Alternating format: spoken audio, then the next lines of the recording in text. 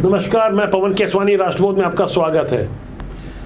तारीख के बाद एक और तारीख और अब 21 अगस्त की एक और तारीख आ गई जब छत्तीसगढ़ के विष्णुदेव साय सरकार के मंत्रिमंडल का पुनर्गठन या विस्तार होगा।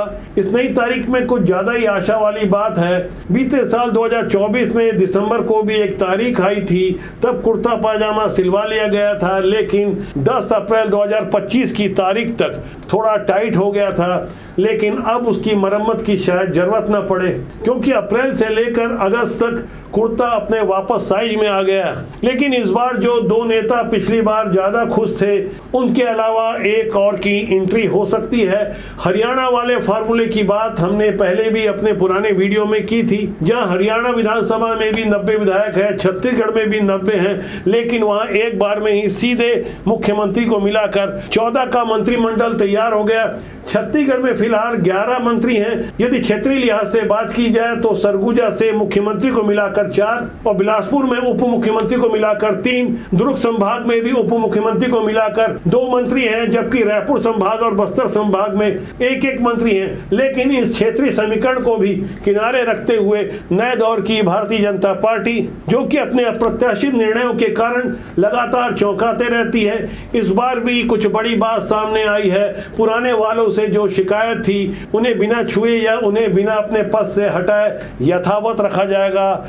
3 नए चेहरे आ रहे हैं। इस तरह से विष्णुदेव साय सरकार मंत्रिमंडल में पहली बार सीएम को मिलाकर 14 मंत्री होंगे। छत्तीसगढ़ निर्माण के बाद ऐसा पहली बार होगा। वैसे नियम तो कुल विधायकों के 15% तक ही मंत्री बनाने का है। हर बार थोड़ा कम होता था, लेकिन इस बार 15% की तय सीमा से थोड़ा ज्यादा हो जाएगा। वैसे आज की तारीख से 21 अगस्त को 5 दिन का समय शेष है। ये 21 वाली तारीख इसलिए बोली जा रही है क्योंकि इस दिन सीएम विष्णुदेव साय जापान और कोरिया के दौरे पर जा रहे हैं। उनकी विदेश यात्रा से पहले नए मंत्रिमंडल की पूरी शक्ल सूरत सामने आ जाएगी। बात यदि चेहरों की जाए तो उस पर भी विमर्श होगा, लेकिन इतना तय कर लिया गया है कि एक मंत्री सामान्य वर्ग से बनाया जाएगा, एक अनुसूचित जाति से, तीसरा ओबीसी से बनाया जाएगा। इनमें से कौन कौन से संभावित चेहरे होंगे, जिस पर पहले चर्चा हो चुकी है, लेकिन कुछ नए नाम तेजी से उभर कर सामने आए हैं। लेकिन इस बार एक अग्रवाल मंत्री यानी बृजमोहन अग्रवाल के अलग होने के बाद जो जगह खाली हुई थी, 3 अग्रवालों के नाम सामने आ रहे हैं। पहले तो बिलासपुर के अमर अग्रवाल, दूसरे बसना के संपत अग्रवाल और तीसरे अग्रवाल अंबिकापुर के राजेश अग्रवाल, जिन्होंने टीएस सिंहदेव बाबा को हराया था। इन तीनों अग्रवालों में से एक अग्रवाल मंत्री को लेने की चर्चा जोरों पर है। सामान्य वर्ग के बाद अब बात ओबीसी मंत्री की, तो उसमें गजेंद्र यादव का ही एकमात्र नाम मजबूती से सामने आ रहा है। गजेंद्र यादव समाज का प्रतिनिधित्व करते हैं। क्वांटिफाइबल डेटा आयोग की जो रिपोर्ट लीक हो गई थी, तो उसमें पता चला कि छत्तीसगढ़ में ओबीसी मतदाताओं में से साहू समाज के बाद सबसे ज्यादा संख्या यादव समाज की है। यही कारण रहा कि गजेंद्र यादव का नाम लंबे समय तक सुर्खियों में बना हुआ था।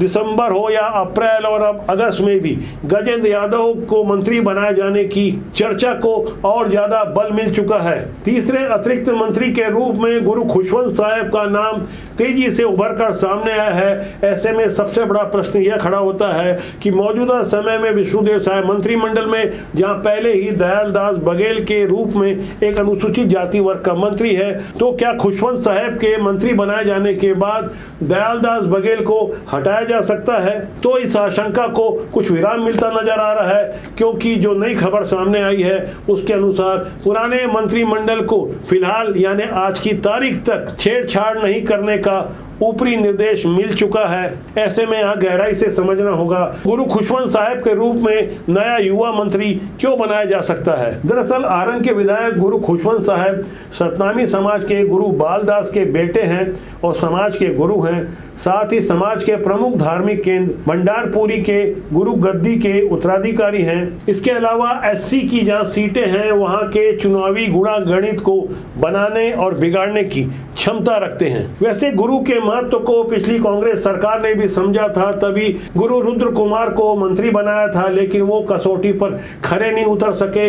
अयुआरा से जीतकर वो मंत्री बने थे, लेकिन नवागढ़ में वो दयालदास बघेल से चुनाव हार गए आज की तारीख में कहां सक्रिय हैं किसी को नहीं मालूम। इसलिए बदले हुए हालात में भारतीय जनता पार्टी ने छत्तीसगढ़ में अपने नए पदाधिकारियों को जो मौका दिया है, कई पुराने चेहरों को साइड बिठाकर यह संकेत दिया है जो काम करेगा वही रहेगा। यही हालात मंत्रिमंडल के लिए भी तय किए जा रहे हैं। मौजूदा हालात में ढेर सारी शिकायतें कहीं और से नहीं बल्कि अपने ही जमीनी कार्यकर्ताओं से है। उन शिकायतों को ध्यान में रखते हुए जो नए पदाधिकारी बनाए गए हैं उन्हें नई चुनौती दी गई है। मंत्रिमंडल के लिए भी नई चुनौतियां निश्चित रूप से तय की जाएगी। जब नई सरकार बनी थी 1.5-2 साल हो गए, तब शिकायतों का वाजिब कारण था। नए 7 मंत्री बने थे जिनमें अनुभव की कमी थी।